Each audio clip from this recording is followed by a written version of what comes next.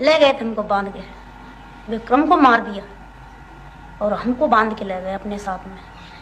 किसी ने नहीं सोचा कि ये लड़की है या औरत है, इसको छोड़ देना चाहिए, या तो वो लोग हमको मार देते, जिंदा नहीं छोड़ते। हमने कहा था उन लोगों से कि हमको मार दो, परंतु ये पता नहीं है कि हमारे संग में ये दुर्व्यवहार कौन गांव के थे, कहाँ के थे, किसने किया जरूर है, बहुत ज्यादा किया।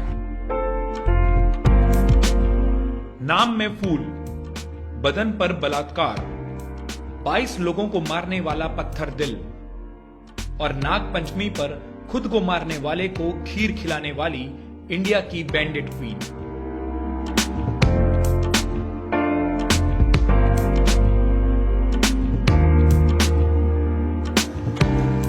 साले गांव के गुंडे भैया तंग करते, परेशान करते कि तेरी लड़की मेरे को गाली दे रही थी, तेरी लड़की मुझे ऐसा कर रही थी, बहाना करके फिर मुझे मारते पीटते और मेरी माँ से भी पिटवाते, माँ से शिकायत करते कि ये तेरी लड़की का नाम की मुझे पत्थर मार रही थी। मेरी माँ मुझे मार के बाहर निकालती और मेरी शादी बिल्कुल छोटे में हो गई थी, हम 11 साल के थे।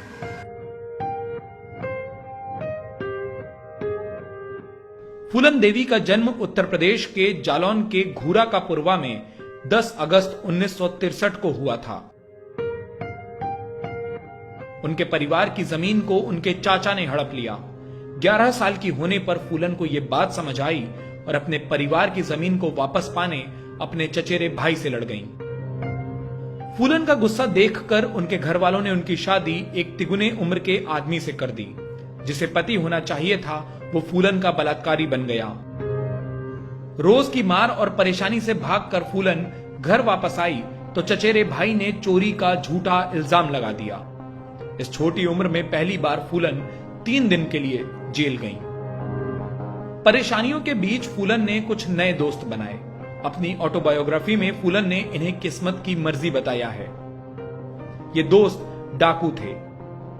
डाकुओं को फूलन पर प्यार आ गया और फिर फूलन को पाने की लड़ाई में डाकुओं का सरदार बाबू गुज्जर डाकू विक्रम मल्लाह के हाथ मारा गया।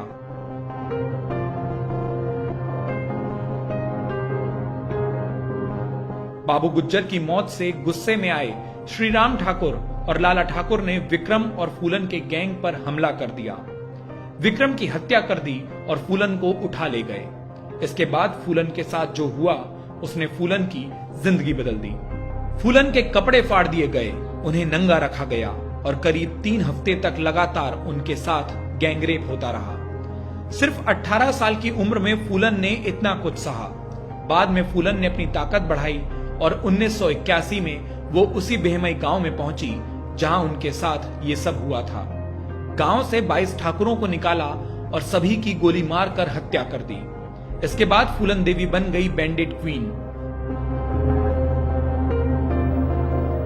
एक अफसोस कि हम एक गरीब परिवार में हम औरत बन के क्यों पैदा हुए। हम अगले जन्म में भले ही जानवर बन जाएं पर इस तरह की औरत नहीं बनना चाहिए। बहुत बस अजीब सा लगता है, वो बातें जो पहले की याद आती हैं तो मेरे वैसा लगता है थोड़ा। अब तो धरती आसमान का फर्क है। हमने भी सोचा कि इतने बुरे बुरे अत्याचार हुए मेरे साथ तो हम क्यों मर जाएं।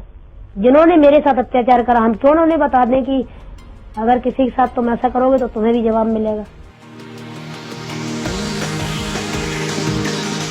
1983 में प्रधानमंत्री इंदिरा गांधी के फांसी न देने के वादे पर फूलन देवी ने सरेंडर कर दिया। 22 हत्या, 30 डकैती और 18 अपहरण की आरोपी फूलन देवी 11 साल जेल में रही। 1994 में वो जेल से बाहर निकली जब सरकार ने उन्हें रिहा कर दिया। एक बच्ची, एक बलात्कार पीड़िता, एक डकैत और एक हत्यारन फूलन देवी अब एक नेता बनने वाली थी।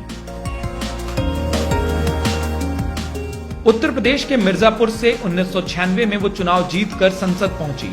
कभी बिहड़ों में जिंदगी जीने वाली फूलन देवी दिल्ली में सांसद निवास में रहने लगी।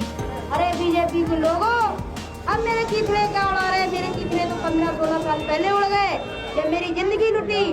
25 जुलाई 2001 को नागपंचमी के दिन फूलन देवी के बंगले पर शेर सिंह राणा नाम का आदमी आया। बंगले के गेट पर ही शेर सिंह राणा ने फूलन देवी को गोली मार दी। कहा कि भेमई में मारे गए ठाकुरों का बदला लिया है। लेकिन फूलन देवी की मौत के बाद भी उनकी कहानी जिंदा रही। वो शायद उस वक्त की इकलौती डकैत थी जिनके ऊपर फिल्म बनी थी, उनके ऊपर किताबें लिखी गई। कभी हाथ में बंदूक पकड़कर फोटो खिंचाने वाली फूलन देवी एक बंदूक से निकली गोली के कारण ही हमेशा हमेशा के लिए तस्वीरों में रह गईं।